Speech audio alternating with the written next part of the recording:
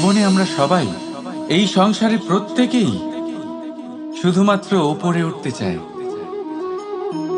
এমন কেউ নেই যে নিচে পড়তে চায়। কিন্তু আপনাকে যদি সত্যের সাথে পরিচয় করাই, তাহলে নিচে পড়া অত্যন্ত আবশ্যক। যখন আপনি নিচে পড়েন, তখন সর্বপ্রথম আপনার মনে পড়ে ওপরে যখন ছিলেন, সেই স্থান, সেই সময় এবং তার গুরুত্ব কি ছিল। তার থেকেও বড় শিক্ষা, আপনার যখন পতন ঘটে, তখন আপনি বুঝতে পারেন আপনার আপন কে আর আপনার পর কে। কে আপনার শুভাকাঙ্ক্ষী, এটা আপনাকে জীবনের খুব বড় এক শিক্ষা দিয়ে যায়। রাধা রাধা। এই সংসারকে আপনি কেমন করে জানবেন, কেমন করে বুঝবেন? এবার আপনার উত্তর বড়ই সহজ হবে, সংসারকে নিজে চোখে দেখে। এটা অবশ্যই উচিত। এবারে দেখুন না, আমরা নিজে চোখে এই সংসারকে দেখি, একে চিনি, তারপরে আমরা বুঝতে পারি। কিন্তু আমরা এটা খেয়াল করতে পারি না যে সমস্ত সংসারকে দেখছে যে চোখ, তা কতটা ছোট হয়, তাই না?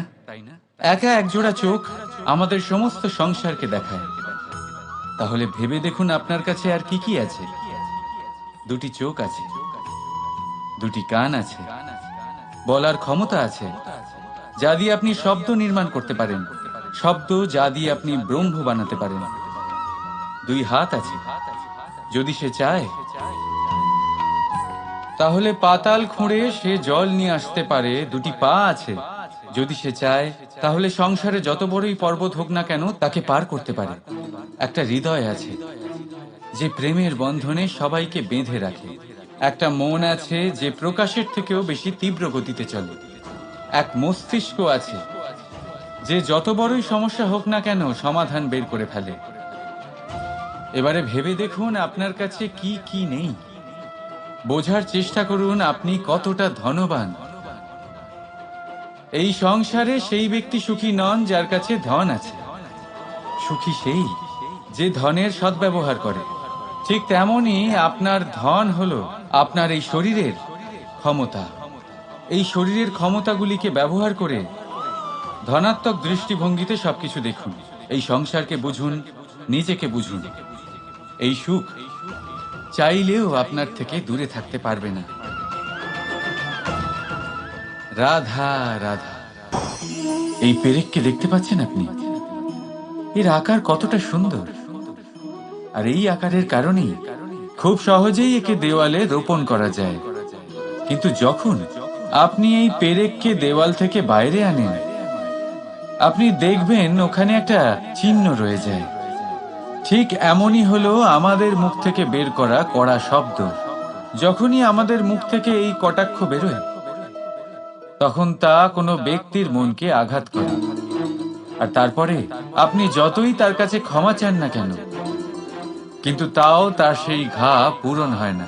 আপনার বলা সেই কথা, সেই কঠোর চিহ্ন ওই ব্যক্তির মনের দেওয়ালে খোদাই হয়ে থাকে। সেই জন্য আমি সব সময় বলি, এই শব্দের শক্তিকে আপনারা বুঝুন, এর মাহাত্ম্যকে বুঝুন। এই শব্দ ব্রহ্ম। কারণ যেভাবে আপনাকে এই শব্দ বিজয়ী করে তোলে, সেইভাবেই এই শব্দ আপনার ব্যাকুলতার কারণে, আপনার বাচন ভঙ্গির কারণে, আপনার অতি উৎসাহের কারণে আপনাকে বিপরীত প্রহারও করতে পারে, যতই আপনার মন সুন্দর ও মধুর হোক না কেন। রাধা রাধা। সম্পর্ক, এই সম্পর্ক বন্ধুত্বের হোক বা ভালোবাসার, এর আধার হলো হৃদয়। এবার এই হৃদয়ের কথা বাইরে বের করার জন্য আমাদের দরকার পড়ে শব্দের। এবার আমরা এই ভুল অনেকবার করে ফেলি। এই শব্দ মিষ্টি হোক বা হোক কর্কশ, সেই ভিত্তিতেই আমরা সম্পর্ক পরিমাপ করি। এটাকেই সম্পর্ক ভেবে নিই আমরা, আর এটাই আমাদের সব থেকে বড় ভুল। তাই মনে রাখবেন, এই সম্পর্ক শুধুমাত্র হৃদয় দিয়ে গড়ে তোলা যায়। যেটা শব্দ দিয়ে গড়া যায় সেটা সম্পর্ক নয়। আর তাতে আক্রোশ শুধুমাত্র শব্দের মধ্যে থাকা উচিত, হৃদয় নয়। তাই শব্দ দিয়ে নয়, হৃদয় দিয়ে অন্তর থেকে ভালোবাসুন আর তাকে গড়ে তুলুন, আর আমার সাথে বলুন রাধা রাধা।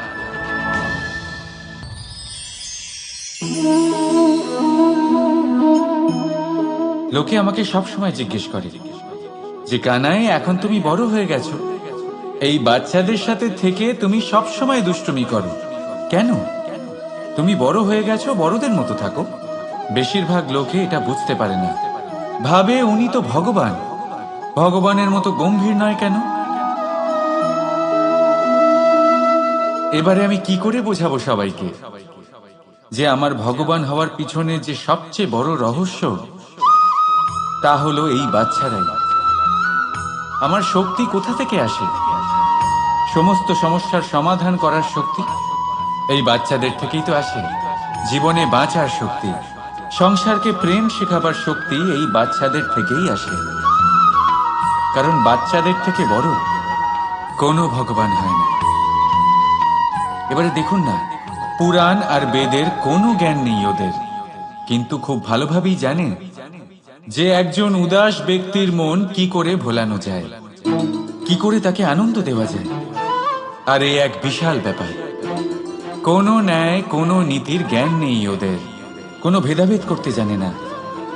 কিন্তু এটা অবশ্যই জানে একজন একা অজানা ব্যক্তিকে নিজের দলের সদস্য কি করে বানাতে হয়, কি করে তাকে আপন করতে হয়। আর এই এক বড় ব্যাপার, এই বাচ্চাদের থেকে অনেক কিছু শেখার আছে। তাই আপনারাও নিজেদের জীবনে গম্ভীর হওয়ার চেষ্টা কখনোই করবেন না। আর যদি করেন তাহলে এই সংসার খুবই নীরস লাগবে আপনার।